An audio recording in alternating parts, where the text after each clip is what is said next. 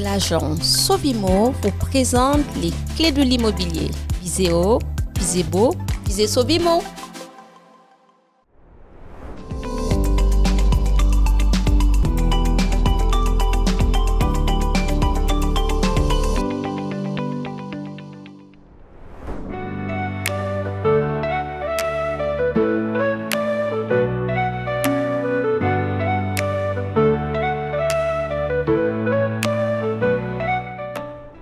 Bonjour Bessia, Bonjour Julie. je suis ravie d'être là avec vous. Est-ce que vous pourriez vous présenter et présenter votre agence? Merci Julie, je m'appelle Bassia Alal, je suis gérante de l'agence Sovimo qui est basée sur le front de mer de la Napoule. L'agence Sovimo a fêté ses 50 ans cette année. Nous sommes une équipe quasiment de femmes, mais pourtant on a un homme au sein de l'équipe.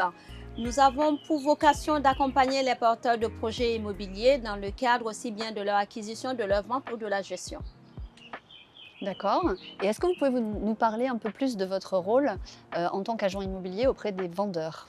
Oui, auprès des vendeurs, mon rôle d'agent immobilier va consister à l'accompagnement. Ça veut dire que lorsqu'un client vendeur va me solliciter dans le cadre de son projet de mettre son bien à la vente, je vais l'accompagner sur un ensemble de dossiers. Ça veut dire que dans le cadre d'une vente, il y a un ensemble de dossiers que nous devons constituer qui va commencer par le titre de propriété. Il faut être sûr que le bien qui est vendu appartient bien à celui qui souhaite le vendre. On va rajouter à cela, si on est dans un bien en copropriété, on va prendre la carte d'identité, on va prendre les charges de copropriété, les appels de fonds, on va partir sur la taxe foncière, on va partir sur les 3 derniers PV d'AG. Une fois que l'ensemble des documents va être constitué, on va discuter avec le propriétaire pour pouvoir mettre son bien le plus en valeur possible. Mais avant de partir sur la mise en valeur du bien, il faut qu'on parte également sur son estimation. Un vendeur a toujours un prix en tête parce que ce bien fait partie de son patrimoine, parce que le bien a une histoire avec lui. Pour autant, le bien a un marché, a un prix du marché. Donc, il est vraiment important d'aller prendre en lumière ce prix du marché, de lui faire comprendre au vendeur. Donc, une estimation va être faite. L'estimation va être basée sur des thématiques et des points vraiment clés pour sortir le meilleur prix, de telle sorte à bien accompagner son vendeur dans le cadre de sa vente. On va se baser sur les biens qui sont déjà à la vente. C'est important, il faut savoir sur le secteur du bien, est-ce que c'est un secteur qui est porteur? Est-ce que c'est un secteur où la demande et l'offre, quelle est la différence? Est-ce qu'on a plus de demandes ou est-ce qu'on a plus d'offres? On va prendre en relief également tout ce qui va concerner les biens qui ont été vendus dans le secteur. Et on va mettre en relief les biens qui sont sous compromis. Quand on prend les biens qui sont à la vente, quand on prend les biens qui sont sous compromis et les biens qui sont vendus, en prenant en compte le fait que le bien a été rénové ou pas, de par son orientation, de par son positionnement, de par plutôt, et chose la plus importante, son emplacement. On va aller sortir le prix réel. On va expliquer au propriétaire pourquoi c'est le meilleur prix et pourquoi ce prix est vraiment celui du marché. Le propriétaire peut être d'accord avec nous en disant oui, vous êtes des professionnels du marché, mais le propriétaire peut aussi nous dire j'aimerais que mon bien soit un peu plus évalué parce que je pense qu'il a les caractéristiques pour. Pourquoi pas? On va l'entendre, le but étant d'accompagner notre vendeur. On va lui faire comprendre qu'on va se donner des deltas. Si le bien n'est pas vendu au bout d'un mois, il faut qu'on fasse le comparatif en se disant ce bien n'a pas été vendu. Pourquoi est-ce qu'il n'a pas été vendu? Alors qu'il a toutes les caractéristiques pour plaire à un acquéreur? On va prendre cela en compte, on va reparler avec le propriétaire. Et si en l'occurrence, on a pu vendre le bien entre-temps, on sera ravi de dire au vendeur que le bien était bien estimé, qu'il nous a fait confiance ou qu'on lui a fait confiance en mettant un peu plus.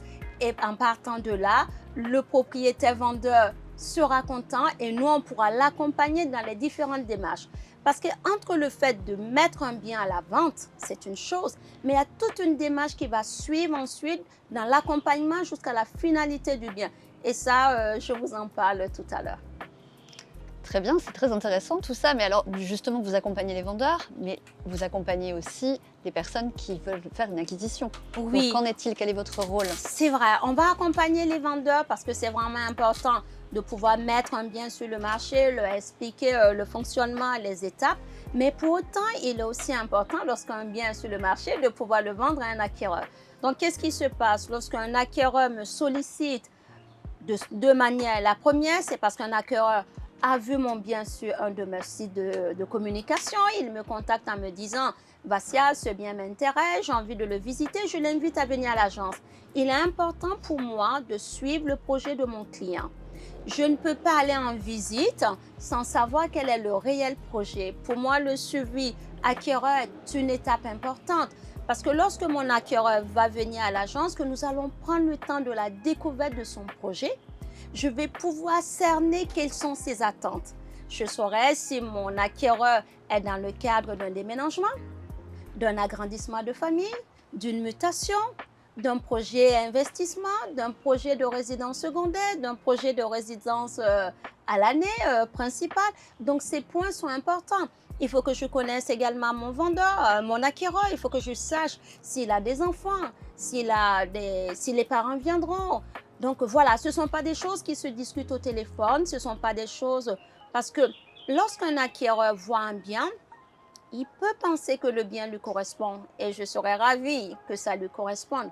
Mais pour autant, il est vraiment important que je fasse la découverte de son projet. Et ensuite, je pourrais faire une sélection de biens, dont le bien pour lequel il m'a appelé, en combinant avec d'autres biens. Parce que si une bonne sélection est faite, j'ai besoin de 3 biens pour en vendre un. Parce que j'aurais pris en relief les critères de mon acquéreur et je serai dans un réel accompagnement. Une fois que j'aurai trouvé le bien qui correspond à mon client, acquéreur, je vais l'accompagner dans le cadre de son offre d'achat.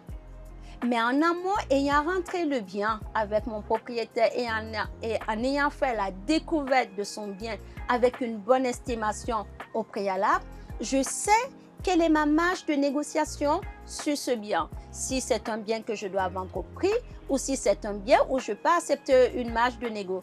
Donc, je vais accompagner mon client acquéreur dans son offre en ayant pris en tête ma marge de négociation en ce qui concerne mon client vendeur puisque je l'aurais rencontré, j'aurais suivi le process de la mise en vente de son bien. À la partie de là, lorsqu'on tombe sur un même accord et que l'offre est validée par les deux parties, on va partir sur un ensemble de process qui s'appelle le compromis. Donc, le compromis, c'est un ensemble de documents. Il se signe soit en agence, soit auprès du notaire. Une fois que le compromis est signé en agence ou chez le notaire, on va avoir ce qu'on appelle le délai de rétractation. J'ai 10 jours pour dire finalement, en tant qu'acquéreur, j'ai réfléchi, je ne souhaite plus acquérir un bien et je ne suis pas pénalisée pour autant. Et j'ai la possibilité également dépasser ces 10 jours de me rétracter si je n'ai pas eu mon prêt bancaire. Ça veut dire que j'ai fait un prêt auprès de la banque et finalement mon prêt n'est pas passé. Après, c'est au rôle de l'agent immobilier de vérifier que l'acquéreur a déjà vérifié sa possibilité d'acquisition avant de prendre une offre. Là, c'est un autre sujet. Donc, on va avoir cette étape. On va avoir l'étape également. Une fois que le compromis sera signé, ce qu'on appelle l'acompte, c'est entre 5 et 10%, qui est un montant de 5 à 10% du bien d'acquisition qu'on va verser au notaire, qui est séquestre. Une agence peut être séquestre également. Le notaire l'est tout le temps si on fait la signature ou pas à son niveau. Et par rapport à cela, le client acquéreur, une fois qu'il a fait son dépôt, on va envoyer dès la signature, le lendemain de la signature du compromis, le compromis, une notification envoyée à la mairie, ça s'appelle le droit de préemption. En fonction des communes et en fonction des quartiers, la mairie a le droit de préempter. Donc, on a 2 mois de délai de préemption. Donc, la mairie peut dire je préempte. Ou je ne préempte pas, mais en général, la mairie n'envoie pas de documents. Donc, on sait que passé le délai des 2 mois, nous avons la possibilité de signer. Le jour où la date de signature de l'acte authentique a été validée à la suite de la réalisation du compromis, on va se dire que la veille, avant la signature ou le jour même en fonction de la signature, il faut revisiter le bien. Il faut voir si le bien répond aux critères lorsqu'on l'a vu et qu'on a fait une offre. Le bien doit rester pareil. S'il y a un dégât des eaux, s'il y a un problème, on doit pouvoir discuter, trouver les solutions avant d'avancer. Donc, on va accompagner dans cette étape et lorsque l'acquéreur viendra pour la signature de l'acte authentique, le bien doit être assuré. Il devra l'assurer avant parce qu'à la signature, il devra remettre une attestation comme quoi il a bien signé le bien pour lequel il vient signer. Et en parallèle de ça, le vendeur, par l'intermédiaire de l'agence, pourra lui remettre les clés, le féliciter. Et voilà, c'est une nouvelle vie qui commence. On voit les étoiles dans les yeux des acquéreurs et des vendeurs. On se dit qu'on a mené à bien cette transaction et c'est toujours un réel plaisir de pouvoir continuer de les accompagner en fonction finalement, si c'est de la résidence secondaire, de la résidence principale, de l'investissement, le travail continue, la relation ne s'arrête pas là et c'est vraiment génial. Alors c'est vraiment un rôle très très complet, donc la vente, l'achat, et il y a aussi tout ce qui concerne la gestion en termes de location saisonnière ou annuelle, si j'ai bien compris. Tout à fait. En tant qu'agent immobilier, nous avons la possibilité d'avoir 3 cartes. En ce qui me concerne, en tant que gérante de mon agent, j'ai 2 cartes. J'ai la carte T qui a la carte transaction et j'ai la carte G qui a la carte gestion. On a la carte syndic que je n'ai pas parce qu'aujourd'hui, je ne souhaite pas faire du syndic. Mais ce n'est qu'une question de temps. On verra par la suite de quoi il en ressortira. Dans tous les cas, en tant que gestionnaire, j'ai la 4G qui me permet de pouvoir accompagner mes clients aussi bien dans le cadre de la mise en location de leurs biens. En tant que gestionnaire, nous allons avoir 2 pôles importants en ce qui concerne la location. Nous avons la location à l'année, qui est une location vide ou meublée. La location vide, c'est une location de 3 années, un bail de 3, 6, 9, 12, 15. Et la location saisonnière, c'est une location de 1 journée à 30 jours. C'est complètement différent. Les documents dans le cadre de la mise en location sont complètement différents également. Un propriétaire bailleur qui souhaite mettre son bien à la location à l'année, on va lui demander tout un ensemble de documents. Par contre, un propriétaire bailleur à la location saisonnière, on va également l'accompagner parce que dans le cas de la location saisonnière, habituellement appelée du type Airbnb, on va avoir la déclaration auprès de la mairie qui s'appelle la taxe de séjour.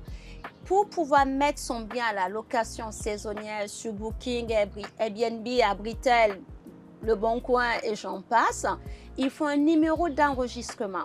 Ce numéro d'enregistrement est délivré par la mairie. C'est ce qui permettra au propriétaire bailleur de pouvoir mettre son bien à la location saisonnière, ce qui n'est pas le cas de la location à l'année. Parce que dans le cas de la location saisonnière, il faut prendre en compte que les touristes qui viennent payent la taxe de séjour. C'est une taxe qui est annexée sur les adultes, pas sur les enfants. Et en fonction des communes, on a la tarification que la mairie nous envoie. Et c'est une taxe qui se paye tous les 3 mois à la mairie. Par contre, cette taxe, lorsqu'on la paye, on doit mettre en face de la taxe quel est le propriétaire. Parce qu'après, il faut aussi calculer le nombre de jours qu'un propriétaire a le droit de louer, que ce soit sa résidence principale ou sa résidence secondaire. C'est une autre thématique qu'on aura l'occasion d'aborder une prochaine fois. Donc là-dessus, on va l'accompagner sur toutes ces documentations pour pouvoir les mettre à la location. Une fois que le bien est mis à la location, que nous avons signé un mandat de gestion location saisonnière, on va accompagner le propriétaire dans toutes les démarches. Il n'aura plus rien à faire. On va mettre la publication du bien sur les différents supports. Lorsque les clients nous contactent, on va vérifier leur identité. On va être sûr que le nombre de personnes qui viennent, on a bien les cartes d'identité, sauf des enfants que nous ne demandons pas, mais toutes les personnes adultes qui viendront dans un logement, on va pouvoir demander leur carte d'identité. On va signer un contrat. Ce n'est pas un bail de location, c'est un contrat de location que nous allons signer. C'est un délai bien précis. On va accueillir les clients lorsqu'ils arrivent. On les installe avec un cadeau de bienvenue. On va les suivre au niveau de tout leur séjour, de toutes leurs demandes. On va les sortir. On va faire un état des lieux de sortie. On aura encaissé les rentrées locatives financières en amont et le propriétaire sera réglé. Dans le cadre d'une location à l'année, si c'est un bail meublé, on est sur un délai de baux de 1 année qui se renouvelle à chaque fois. Le propriétaire a la possibilité de résilier ce bail 3 mois avant la date anniversaire, tous les ans puisqu'on est sur une location meublée. Le locataire peut partir quand il le souhaite avec un préavis d'1 mois dans nos régions parce que nous sommes dans une région où la location est tendue. Si on était dans une région où la location est beaucoup plus facile, on a le délai des 3 mois. Mais puisqu'on parle de l'immobilier sur la Côte d'Azur, je vais me concentrer là-dessus. Je serais ravie de vous apporter des réponses dans vos régions si c'est complètement différent des nôtres, avec grand plaisir. Donc, on va prendre toutes ces choses en place. On va vraiment accompagner notre client. On va lui expliquer comment les choses se passent. On va étudier dans le cadre d'une location annuelle, c'est meublé ou vide, la typologie du locataire. On va demander tout un ensemble de documents. On va s'assurer que les documents qui nous sont confiés sont de vrais documents, que nous n'avons pas de faux documents dans le cadre juste de louer le bien. C'est important, effectivement. Et c'est vraiment important. On va partir sur la garantie des loyers impayés pour sécuriser parce que malheureusement, certains propriétaires ont eu des expériences douloureuses où des locataires ne voulaient plus quitter les biens, les loyers ne sont pas payés. Alors qu'il faut savoir que ce n'est pas parce qu'on est bailleur qu'on est forcément riche. Par moment, ce sont des bailleurs qui ont besoin de ces rentrées pour pouvoir aussi payer d'autres choses ou juste un complément de retraite ou un agrandissement de patrimoine pour payer le prêt bancaire. Donc oui, l'avantage de faire appel à un agent immobilier en tant que gestionnaire et administrateur de biens, c'est vraiment de se faire accompagner sur tous les points, d'avoir toutes les informations et d'avoir vraiment un interlocuteur privilégié qui, un peu comme si on se prenait par la main, sur quelques années, on accompagne nos propriétaires bailleurs afin de leur apporter la meilleure qualité de service. Merci beaucoup pour toutes ces informations. On comprend beaucoup mieux le rôle et l'importance surtout d'avoir un bon agent immobilier. Merci beaucoup, Vassia. C'est moi qui vous remercie, Julie, de m'avoir invitée, de me permettre de pouvoir vous parler un peu de mon métier.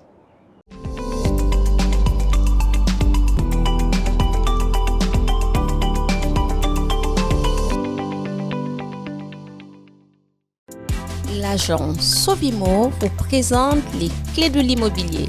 Visez haut, visez beau, visez Sovimo.